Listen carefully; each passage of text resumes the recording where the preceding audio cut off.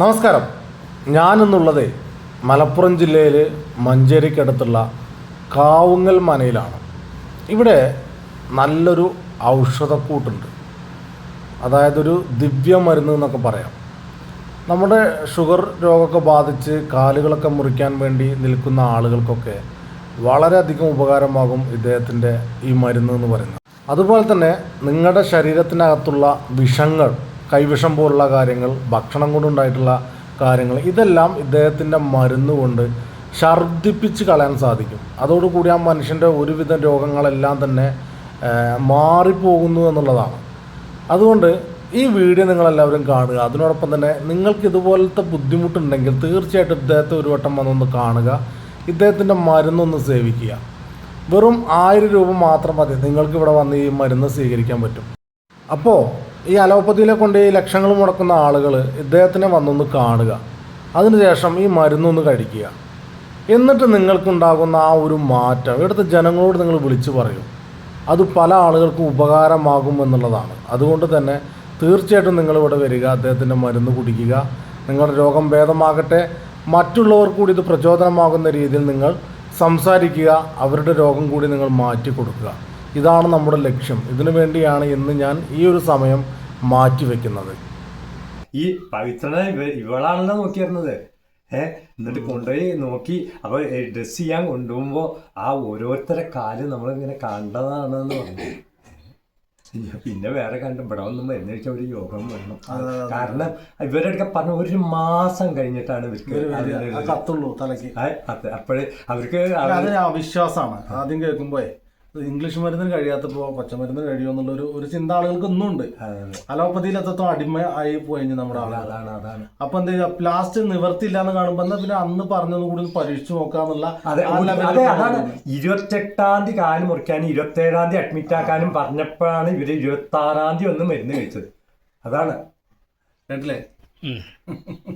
ഇതാണ് കാല് മുറിക്കണം എന്ന് ആരെങ്കിലും ഷുഗർ കയറിയിട്ട് കാല് മുറിക്കണം എന്ന് പറഞ്ഞവരുണ്ടെങ്കിൽ ഒരു പ്രാവശ്യം ഇദ്ദേഹത്തിൻ്റെ അടുത്തേക്ക് വരിക. ഇദ്ദേഹത്തിൻ്റെ അടുത്ത് വന്നിട്ട് കണ്ടതിന് ശേഷം നിങ്ങൾ എന്ത് വേണമെങ്കിൽ ചെയ്തോ. അതാണ് ഇപ്പോൾ പറയുന്നൊരു ഗ്യാരണ്ടി. ഇതിന് പറ്റില്ല എന്നുണ്ടെങ്കിൽ ഓക്കെ, നിങ്ങളുടെ വിധി. പറ്റുന്നുണ്ടെങ്കിൽ ഇദ്ദേഹം അത് മാറ്റിത്തരും, കാല് മുറിക്കാതെ തന്നെ സുഖപ്പെടുത്തി തരും. അത് ഭയങ്കരമാണ്. കാരണം ഒരാളുടെ കാല് പോവാന്ന് പറഞ്ഞാൽ കഴിഞ്ഞാണ് ജീവിതം. അത് ഷുഗർ വന്നിട്ട് ഇപ്പോൾ സകലமான ഹോസ്പിറ്റലിൽ ചെയ്തുകൊണ്ടിരിക്കുന്ന കാല് മുറിക്കുക എന്നുള്ളത്. കാരണം അതിന് നല്ലൊരു സംഖ്യ കിട്ടും.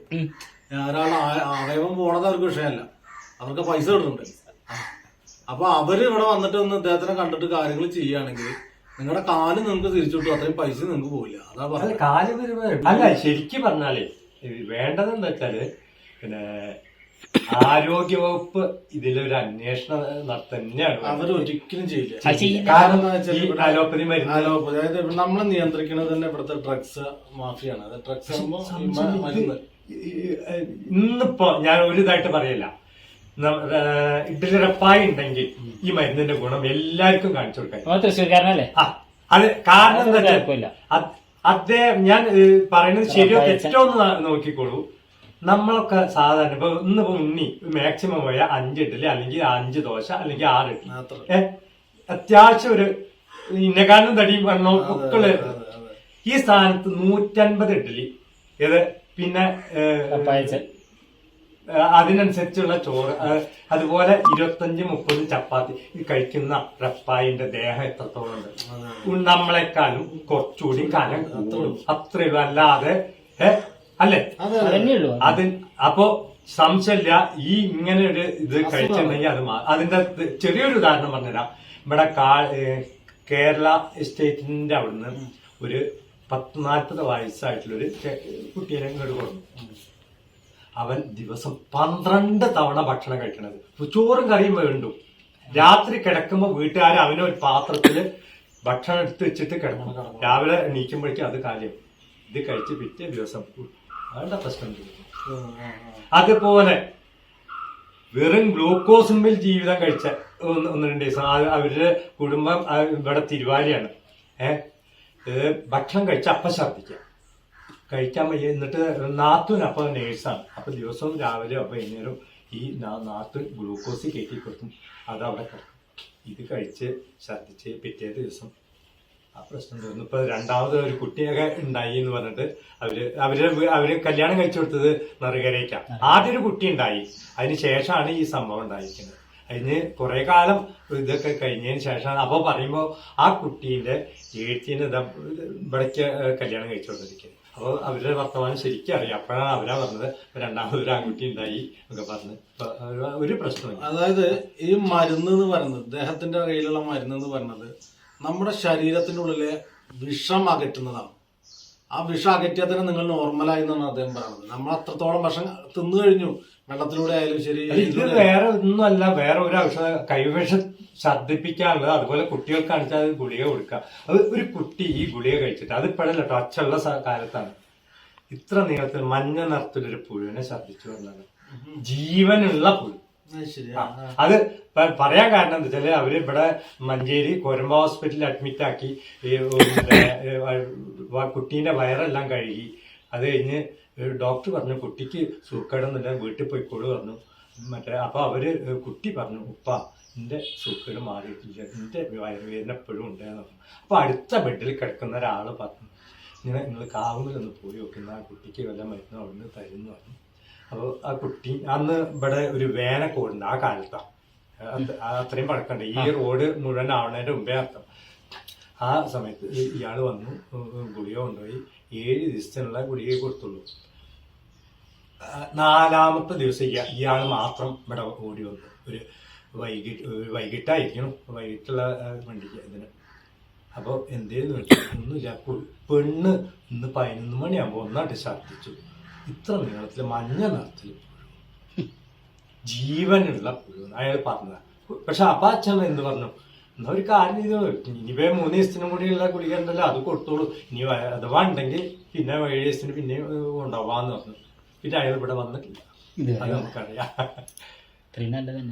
ഉള്ളിൽ കിടക്കുന്ന എല്ലാ ഭക്ഷണത്തിന് തള്ളു തന്നെയാണ് അത്. പക്ഷെ ഗുളിക ഉണ്ടാക്കാൻ നല്ല പരാമർശം സത്യം പറയാം. അത് സാധാരണ ഒരു കൊല്ലം മെനക്കരണം ഒരു കൂട്ട് ഗുളിക ഉണ്ടാക്കണം വെച്ചാൽ എല്ലാം ഒരു 100 ഗ്രാം വെച്ച് ചെയ്യാൻ വെച്ചാൽ തന്നെ ഇന്നത്തെ അവസ്ഥയില് 3 ലക്ഷം ഉറുപ്പ്യൊക്കെ ഏകദേശം ചെലവ് ഒരു കൂട്ടുണ്ടാക്കണം. വെറും 100 ഗ്രാം വെച്ച് ഉണ്ടാക്കാൻ വെച്ചാൽ എല്ലാ ഐറ്റം എടുത്ത്. അപ്പൊ ഈ വീഡിയോ വൈറലായി കഴിഞ്ഞപ്പോ എന്താ ചെയ്യാ, അത്രയും സാധനം കൊടുത്ത് ഉണ്ടാക്കി കൊടുക്കാൻ പറ്റുമോ? ഒരു കാര്യം അതിനനുസരിച്ച് ഗുളികയ്ക്ക് പ്രശ്നം. മറ്റത് നമുക്ക് ഒരു പരിധി വരെയൊക്കെ ആൾക്കാരുണ്ടായാലൊക്കെ പറ്റും. ഇത് ഗുളികയായിട്ടാണ് കൊടുക്കുന്നത്? അല്ലല്ല, ഗുളികയും മറ്റതും വെവ്വേറെ. മറ്റത് ഛർദ്ദിക്കാനുള്ളതാണ്. അത് കലക്കിയിട്ടാ കൊടുക്കുക, പാലില് കലക്കിയിട്ടാണ്. അത് പാലില് ചില ആൾക്കാർക്ക് പാല് പറ്റാത്തതുണ്ട്, അപ്പൊ അതിനനുസരിച്ചുള്ള വേറെ. അതായത് ഇവിടെ വന്നിട്ട് ഇവിടെ തന്നെ കൊടുക്കും. അതെ അതെ, ഇവിടെ അരമണിക്കൂറേ, ഇവിടെ മാക്സിമം അരമണിക്കൂറേ എത്തത്. വരുന്നവരെന്താ വെച്ചാല് ഇവിടുന്ന് ഈ പാൽ ഇത് കലക്കി തരുന്ന സമയത്ത് കുടിച്ചു കഴിഞ്ഞാൽ ഛർദ്ദിക്കും. അപ്പൊ അതിന്റെ ഒരു സൗകര്യമായിട്ടുള്ള ഇതിൽ വരിക. ബസ്സിൽ വരുമ്പോൾ നിങ്ങൾക്ക് ബുദ്ധിമുട്ടാണെന്ന് അറിയില്ല. ബൈക്കിലോ കാറിലൊക്കെ വരികയാണെങ്കിൽ ഒന്നും കൂടി നല്ലത്, കാരണം ഛർദ്ദി ഉണ്ടാവും, നിങ്ങളുടെ വിഷം അമിറ്റ് ചെയ്തുകൊണ്ടേയിരിക്കും. പക്ഷെ ചില ആൾക്കാർക്ക് ഛർദി താമസം വരും. ഇവിടുത്തെ തൃശ്ശൂരിൽ നിന്ന് വന്നൊരു കക്ഷി സ്വന്തം ഡ്രൈവ് ചെയ്ത് വന്നിട്ട് കുന്നക കയറ്റം കയറുമ്പോഴാണ് ഛർദ്ദിച്ചത് എന്ന് പറഞ്ഞു. അതുപോലെ ബസ്സിന് വന്നിട്ടുള്ള ഒരു കക്ഷി അമലേന്റെ അവിടെ എത്തിയിട്ടാണ് ഛർദ്ദിച്ചത്. അങ്ങനെയൊക്കെ ഉണ്ട്, അപൂർവം ചില താമസവരൊക്കെ. അത് കുറെ ഛർദ്ദിക്കൂല്ലേ? അത് പറയാൻ പറ്റില്ല. ഒറ്റ തവണ ഛർദ്ദിച്ച ആളുണ്ട്, 32 തവണ ഛർദ്ദിച്ച ആളുണ്ട്.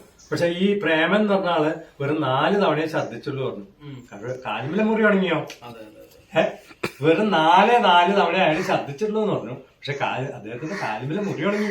ഏത് മുറിക്കാനായ കാലിമിലെ മുറി, അതാണ് ഭയങ്കരമാണ്. കാരണം ഒരാളുടെ കാല് പോവാന്ന് പറഞ്ഞാൽ കഴിഞ്ഞാണ് ജീവിതം. അത് ഷുഗർ വന്നിട്ട് ഇപ്പൊ സകലமான ഹോസ്പിറ്റലിൽ ചെയ്തോണ്ടിരിക്കുന്ന കാല് മുറിക്കുക എന്നുള്ളത്. കാരണം അതിന് നല്ലൊരു സംഖ്യ കിട്ടും. ഒരാളുടെ അവയവം പോണത് അവർക്ക് വിഷയമല്ല, അവർക്ക് പൈസ കിട്ടുന്നുണ്ട്.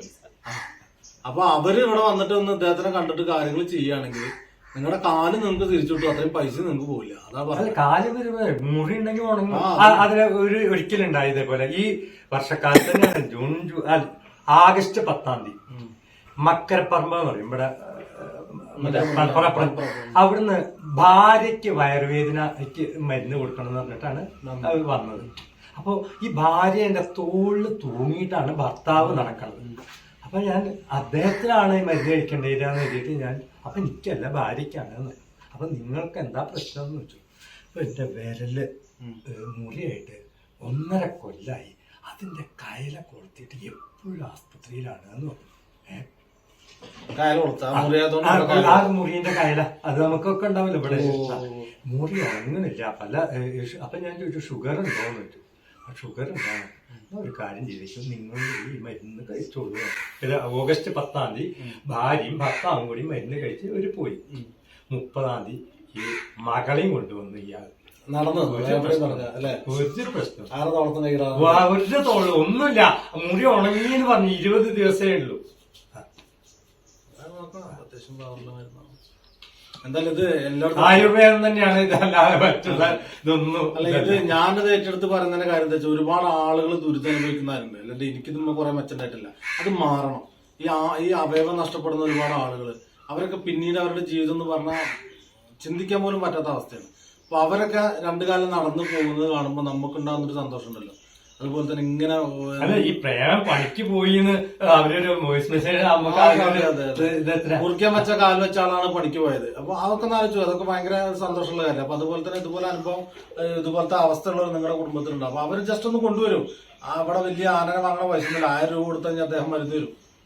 അത് 1000 രൂപയാണ്. അതുകൊണ്ട് എന്താണ്ടാവുക നിങ്ങൾക്ക് തന്നെ അറിയാം. ഒന്ന് പരീക്ഷിച്ച് നോക്കുക. എന്നിട്ട് അത് ഗുണമാവുകയാണെങ്കിൽ മറ്റുള്ളവർക്ക് കൂടി നിങ്ങൾ പറഞ്ഞു കൊടുക്കുക. അത് എന്റെ മാറി മറ്റുള്ളവർ ഇനി അറിയണ്ടെന്നാണ് പൊത്തി വെക്കല്ല ചെയ്യേണ്ടത്.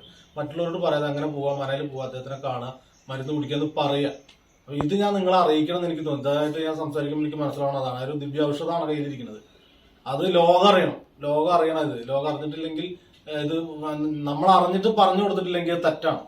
അതുകൊണ്ടാണ് പറഞ്ഞത്. അപ്പൊ ഇങ്ങനെയുള്ള ആളുകൾ വരിക, വന്നിട്ട് ഇദ്ദേഹത്തിന്റെ അടുത്ത് വരിക, ആ ഒരു ചികിത്സാ രീതി നിങ്ങളുടെ ജീവിതത്തിലോട്ട് കൊണ്ടുവരിക. അതിനുശേഷം എന്തായി എന്നുള്ളത് നിങ്ങൾ മറ്റുള്ളവരോട് പറഞ്ഞു കൊടുക്കുക.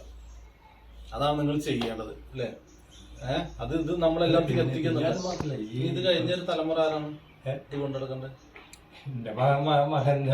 അല്ലേ? ആളുണ്ട്, മകണ്ട്. അത് പാരമ്പര്യമായിട്ട് കിട്ടിയത്. അതിങ്ങനെ പോകണത് അച്ഛനൊക്കെ അറിയാം. അച്ഛന് അറിയാം. ഇവിടുത്തെ എല്ലാതും അറിയാം. അല്ല പണ്ടൊക്കെ ഛർദിച്ച ധാരാളം കണ്ടായിരുന്നു. ഇന്നിപ്പൊ കാണല് ഇല്ല ശരിക്കും പറയാം. അതിന്റെ കാരണം ഇതൊക്കെ തന്നെയാണ്. കാരണം പണ്ട് നമ്മളെ ഒന്നുകിൽ വശീകരിക്കാം അല്ലെങ്കിൽ നമ്മളെ നശിക്കാം. ഈ 2 കാര്യത്തിനാണ് ഇത് കൊടുത്തിരുന്നത്. അപ്പൊ അങ്ങനെ തരുമ്പോ മിക്കവാറും മധുരപലഹാരം അല്ലെങ്കിൽ വെറ്റില മുറുക്കാൻ, അതുപോലെ പഴം, ഇങ്ങനെ ഉള്ളതിലൊക്കെയാണ് പണ്ടൊക്കെ തരും. ഇന്നിപ്പോ ഇന്ന് നമുക്ക് അഥവാ അങ്ങനെ തരാൻ കരുതിയ ഒരാളാണെന്ന് വെച്ചാൽ ചായ അല്ലെങ്കിൽ നല്ല എന്താ വെൽക്കം ഡ്രിങ്ക്സ് എന്നൊക്കെ പറയില്ലേ, അങ്ങനെ ഇതിലായാൽ നമുക്ക് കണ്ടോണമെന്നില്ല. പിന്നെ അതിനേക്കാൾ വിഷമം ഈ സാധനം വയറ്റിൽ കിടന്നു കഴിഞ്ഞാൽ അത് ഒരിക്കലും ദഹിക്കില്ല. അതാണ് നമ്മളെ വശീകരിക്കാനും അല്ലെങ്കിൽ നമ്മളെ നശിക്കാനും ഒക്കെ അത് ഛർദ്ദിക്കുമ്പോൾ അത് ദഹിക്കാതെ സാധനങ്ങൾ. അഥവാ 8-10 കൊല്ലം കഴിഞ്ഞാണ് നമ്മൾ ഇത് ഛർദ്ദിക്കണേക്കാം.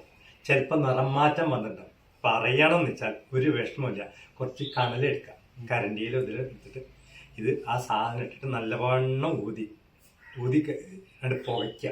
അത് പുകയുള്ളൂ. കാരണം ഇത് നനവുണ്ടാവുമല്ലോ. അപ്പൊ എന്തിലാണോ നമുക്ക് തന്നത് അതിന്റെ മണം ശരി. പഴാണിച്ചാൽ പഴം കരിഞ്ഞ മണം, അപ്പാണിച്ചാൽ അപ്പം കരിഞ്ഞ മണം, മറ്റേ മീനാണിച്ചാൽ മീൻ കരിഞ്ഞ മണം. അത് പക്ഷെ ഇന്ന് നമുക്ക് അതല്ല. ഇന്നിപ്പോ നമുക്ക് സ്വന്തമായിട്ട് നമുക്ക് തന്നെ പറ്റും ഈ വിഷം തന്നെ അകത്തിട്ട്. കൈവിഷം വേണ്ട, നമ്മൾ തിന്നുന്നതിലൂടെ വിഷം. അതന്നെ അതാണ്. അല്ല അത് മാത്രല്ല, ഇപ്പൊ അലോപ്പതി മരുന്ന് സൈഡ് എഫക്ട് ഉണ്ടെന്ന് എല്ലാരും പറയണ്ടല്ലോ. എന്റെ അഭിപ്രായത്തിൽ ഈ മുറി ഉണങ്ങാത്തതിന്റെ ചിലപ്പോ ഈ ഇതിന്റെ സൈഡ് എഫക്ട് ആവാനാണ് സാധ്യത. ഞാൻ പരീക്ഷണമൊന്നുമില്ല കേട്ടോ. അല്ലല്ല, അതങ്ങനെയാവാം. കാരണം അങ്ങനെയാണല്ലോ അലോപ്പതി കഴിച്ചാൽ ആർക്കാണ് അസുഖം മാറിയിട്ടുള്ളത്. വീണ്ടും അത് റിട്ടേൺ വരും കുറച്ചു കാലം കഴിഞ്ഞ്. അതെ, ആരോ പറഞ്ഞിട്ടുണ്ട് പിന്നെ അലോപ്പതി മരുന്ന് കഴിച്ചു തുടങ്ങിയ വിത്ത് പാവി ഇനി ഇത് ഇതിങ്ങനെ വളരെ. അതിന്റെ ഉള്ളിൽ ഒരു ഗുളിക നമുക്ക് ഇത് റിട്ടേൺ വരാനുള്ളതാണോ എന്ന് സംശയിച്ചിരിക്കും. നമ്മൾ ഈ കുടിക്കുന്ന ഒരു 4-5 ഗുളികയിൽ ഒരു ഗുളിക ഈ അസുഖം കൃത്യ സമയം എത്ര കാല ചക്രം തിരിയുമ്പോൾ വീണ്ടും വരണം എന്നുള്ളൊരു അതങ്ങനെയല്ലേ പോയിക്കൊണ്ടിരിക്കുന്നത്. കാരണം അവർക്ക് ഇത് നിന്ന് കഴിഞ്ഞാൽ ഹോസ്പിറ്റലിൽ കൂട്ടിക്കൊണ്ടി വരില്ലേ. എന്നോട് പണ്ട് ഈ മോഹനം വൈദ്യരുടെ കാലത്ത്, ഞാൻ മോഹനം വൈദ്യരെ മരിച്ച സമയത്ത് ഈ ഒരു അലോപ്പതിയെ കുറിച്ചൊക്കെ ഭയങ്കര സ്ട്രോങ് ആയിട്ട് വീഡിയോ ചെയ്തപ്പോ എന്റെ ഒരു ഗുരു എന്നെ വിളിച്ചിട്ട് പറഞ്ഞു, ഉണ്ണി ആ വീഡിയോ ഡിലീറ്റ് ചെയ്യുന്ന പറഞ്ഞു. ആ വീഡിയോ ഡിലീറ്റ് ചെയ്യാൻ പറഞ്ഞു. അങ്ങനെ ഞാൻ ചോദിച്ചു എന്തിനാ ഡിലീറ്റ് ചെയ്ത് വെച്ചു. കാരണം നമ്മളിങ്ങനെ എന്തിനും നെഞ്ചു മുറിച്ച് നിൽക്കുന്ന ഒരാളാണല്ലോ. ഞാൻ ഡിലീറ്റ് ചെയ്യുന്ന എനിക്ക് തന്നെ അപമാനമാണ്. എന്നോട് ഉണ്ണി നീ അവിടെ കയറി കളിക്കാൻ നീ വളർന്നിട്ടില്ല എന്ന് പറഞ്ഞു. ഇന്ത്യൻ പ്രധാനമന്ത്രി മുതൽ ആരും അതിനിപ്പോ വളർന്നിട്ടില്ല എന്ന് പറഞ്ഞു. ഇപ്പൊ ആകെ തല പൊക്കിയിട്ടുള്ള നരേന്ദ്രമോദിയാണ് ഈ ഓൾ അല്ല വേൾഡില് ഈ മരുന്ന് കമ്പനിയായിട്ട്.